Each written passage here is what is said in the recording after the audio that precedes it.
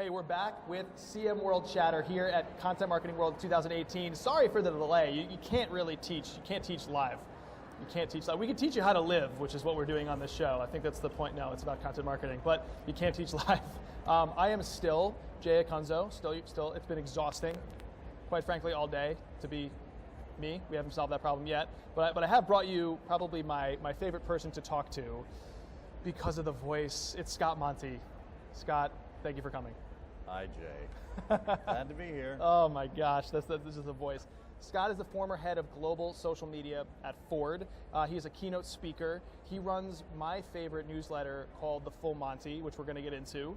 And he's also the principal of Scott Monty Strategies. So I do want to start with the newsletter, Scott. For people who are uninitiated with The Full Monty, why did you start building it? It's a huge project, so just describe it to people and tell me why you think it's an important project. Yeah, sure. It's one of these things that's just kind of grown over time. It really started as an internal update to the global Ford social media team. Oh. I wanted to get updates from people around the world, from all of our teams, what they were doing, so they would each provide me a couple of sentences or bullet points. On top of that, I started adding news about the industry, what was going on, what was changing, consolidations, new features, etc. And folks found a lot of value in that topper. So I ended up taking that part, blowing it out a little more, and posting it on my own blog at the time, scottmonty.com, which I still have. But eventually, the newsletter grew to such proportions that I had to give it its own identity. Because back then it was known as the This Week in Digital, which is pretty generic and pretty boring. And our friend Scott Stratton said, well, why don't you just call it The Full Monty?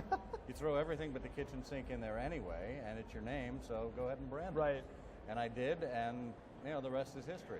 There's a lot being said at any content marketing conference about tone of voice, about being original, being different instead of just better.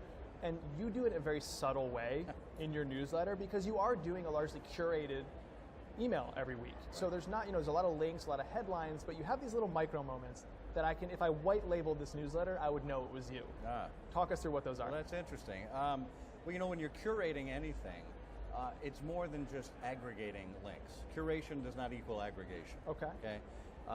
When you're curating, you're doing so with a purpose. You want to tell a story. And a lot of times I'll have links, one following the next, and I'll draw a conclusion from them, and I'll have those in italics afterwards to help point people in the right direction. To derive some insight, to make a jab, a little snark or humor, but provide some kind of perspective around just the news. It's news and analysis, if you will. It's how I know it's yours, right? And that's a problem in content marketing today, is there's a lot of commodity content where, again, if I white labeled it, if I remove the branding, there's no way to know it's uniquely yours. And there's a myriad ways to do that: tone of voice, your angle, your point of view on something. And you have both a point of view and I think a unique tone of voice, like you said, with some of those jabs. Thank you. You could also tell, if you white labeled it, you could tell it was mine by sheer volume. Well, yeah. I mean, it is an how many hours does that take you? It's a huge email. A lot. It's like a full day to put it together.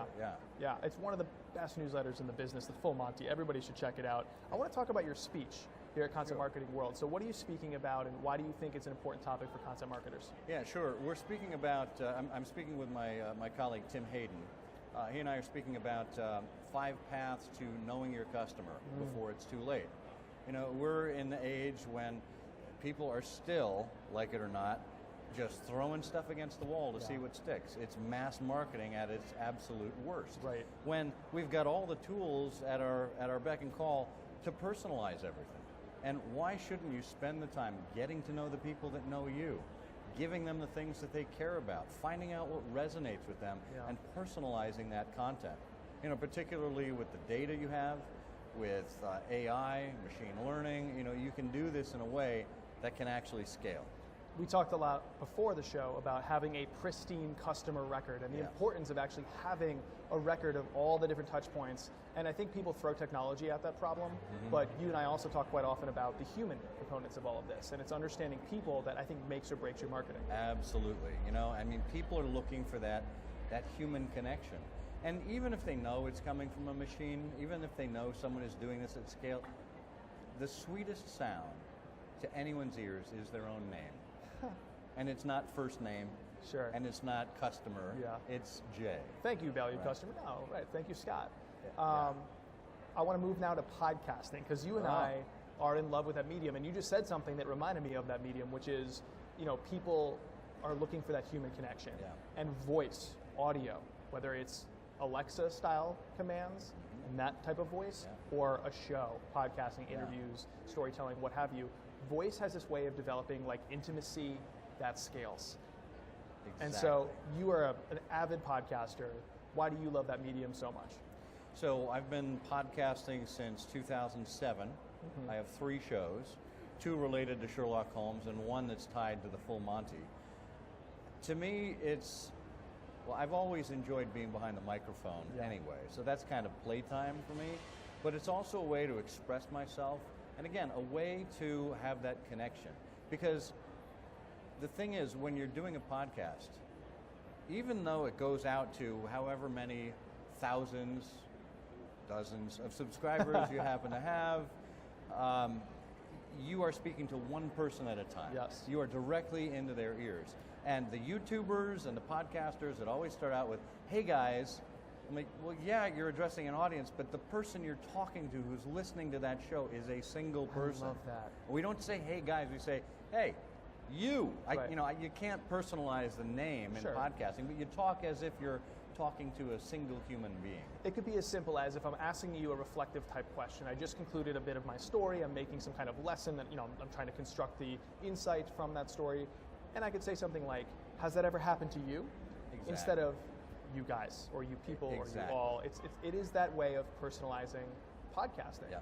You also record, in addition to the 3 shows you do, you record intros for the Marketing Companion podcast hosted by Tom Webster and Mark Schaefer, and they're playful, story style, different each time. I don't want to talk about that. I want you to tell people listening why they're opening their podcast incorrectly. Because you do a great job of giving them something to listen to when they start their show. Most people aren't doing that. What are they doing wrong when they open their shows? Yeah, I mean, most people just, they either jump right into something, like you're supposed to be part of the conversation. There's no hook. Now, inside joke, inside joke, inside joke. Exactly, and it does take a little extra effort to put a hook in there and to create a story before the story. Right. But something to keep people's interest up rather than just diving right into the show. Right. I've heard you do little vignettes, little anecdotes, sometimes parody, sometimes comedy, but regardless, it's something worth hearing at the very beginning that also makes me want to hear what happens next. Exactly. And I'll tell you one quick story about how this came to be. Mark and Tom asked me to start doing the intros, and I just did straight voiceovers. I did a couple of Simpsons impersonations. But Mark said, hey, I was wondering if you could do an intro in the style of a Hollywood trailer. And I was like, oh, that's interesting. Hollywood style. Well, he didn't tell me what era. So I did like a 1930s Hollywood style, and it blew them away. And I'm like, you know what? This could be fun. This could be its own thing. And Mark tells me that more people listen for the intro than for the actual content. The intro should be the best part of your show, and the best part of my show so far, I think, has been talking podcasting with you, because it is something I love so much. So whether it's Scott's podcast or his accompanying newsletter, both called The Full Monty, check out his work at scottmonty.com. For Scott, I'm Jay. I'll see you in just a few seconds, where my guest will be not another person, but 2 other people at the same time. Yeah, we'll see how that unfolds here on CM World Chatter. Stay tuned.